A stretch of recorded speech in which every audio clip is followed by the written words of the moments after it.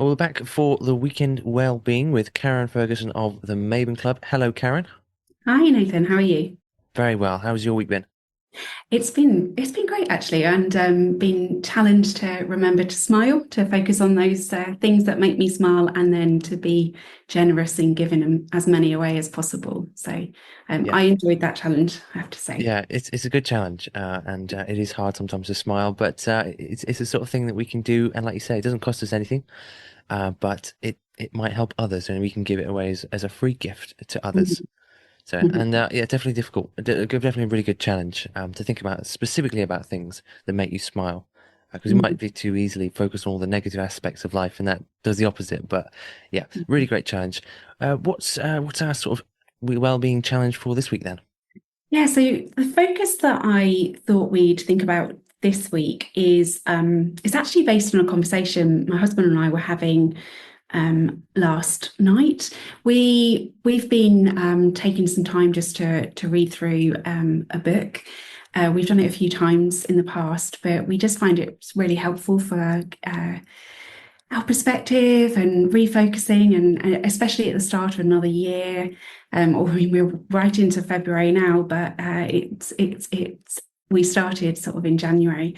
And that book that we've been doing has been The Purpose-Driven Life by Rick Warren. So it's quite an oldie now, but we find that it's really helpful to come back to it every so often. And one of the things that came up was this idea of meditation. Now, depending on what belief systems your listeners have, some people may find that they have a faith, and what I'm talking about today, it's very relevant to perhaps thinking about Bible verses. For others who that's not so real for them, there's certainly different things that you can substitute from a Bible verse into a reality for this particular thing. But I wanted us to focus on this idea of meditation. Now, sometimes meditation can be very sort of mystical, or it can seem like it's a lot of work, or you need a lot of time and a lot of space. But I kind of think of it more in terms of what is my mind actually focusing on. And the reason I referenced Rick Warren is because he said something in this book. He said, if you know how to worry, you know how to meditate. And essentially, if you're used to worrying, then you're meditating over all of those concerns and issues. And he's suggesting that you've already got that skill, just change what it is that you're focusing on. So for him, he would suggest that it's perhaps, a Bible verse or something like that. And for many people, that will be helpful. But it can be as simple as just a phrase or something that you want to meditate on. So, again, I'd encourage you to keep it simple. It might be as something as simple as a statement as three words that say, I am loved. Now, that might be a simple statement, but it may not be as simple to feel or believe that. But there is something that we can do, and we can control our well-being by switching off that worry or that negative thinking and deciding to meditate on something that is going to be healthier for us and more positive.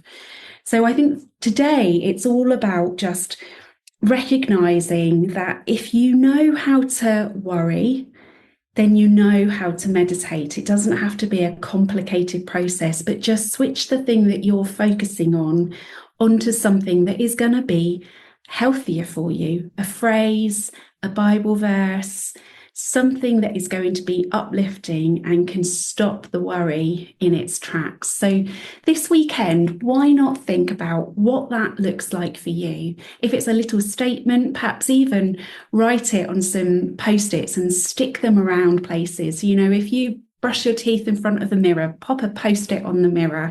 If you are used to washing up and there's somewhere you can pop a post-it note, or you use the hob or boil the kettle. If I know your dad's a big tea drinker, isn't he? If you get him to pop one on the kettle. So it's wherever you are, you're going to see this little reminder of healthy things to meditate on. And don't overcomplicate the process, thinking that you have to have all these things in place, or you have to have a set aside time, or have a sort of process to go through, but just learn to focus on things that are going to be good for you, something that is healthy for you, and meditate on wholesome things that are going to edify you rather than focusing on the things that perhaps cause you concern. So look after your well-being this weekend by learning how to just meditate on a few words that will encourage you. Wonderful. Thanks, Karen. I mean, that's so true, isn't it? Meditating on something good. I love that quote. If you can worry about things, then you can meditate on things. And it's so easy to focus on all the negative things and all the worries, concerns. But yeah, absolutely right. We need to sort of shift our focus toward things that are actually much more beneficial, much more hopeful, and less depressing.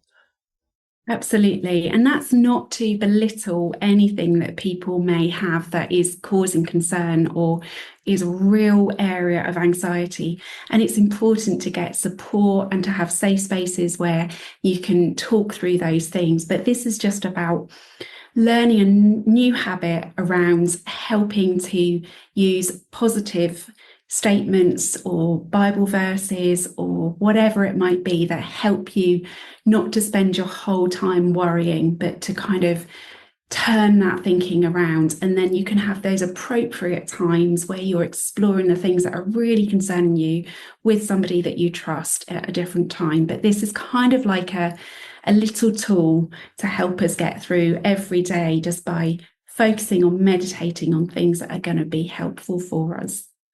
Absolutely right. And I suppose if we are on our own focusing on bad things, we can easily sort of spiral or go around in circles. But we need other people to help us sort of share the load and get a better perspective on some of these things. But being able to focus on something good on our own is really helpful. Thank you. Yeah. So That's look great. forward to hearing if anyone's kind of got a special verse or a saying or a special place they popped a post-it note to remind them. It'd be fun to hear from the listeners, wouldn't it? Yes, that'd be great. Let us know how you're getting on with this well-being challenge. What are you focusing on? Is it maybe a famous quote or a really helpful memory, perhaps, or a helpful so maybe something somebody you know said to you and something that really encouraged you, really built you up. Let us know. And thank you so much to Karen from the Maven Club. Thank you. Did you know Pure 24/7 Radio has a shop? Well, we do. You can buy merchandise while supporting the work that we do here. Simply head over to www.pure247radio.org/shop. That's www.pure247radio.org/shop.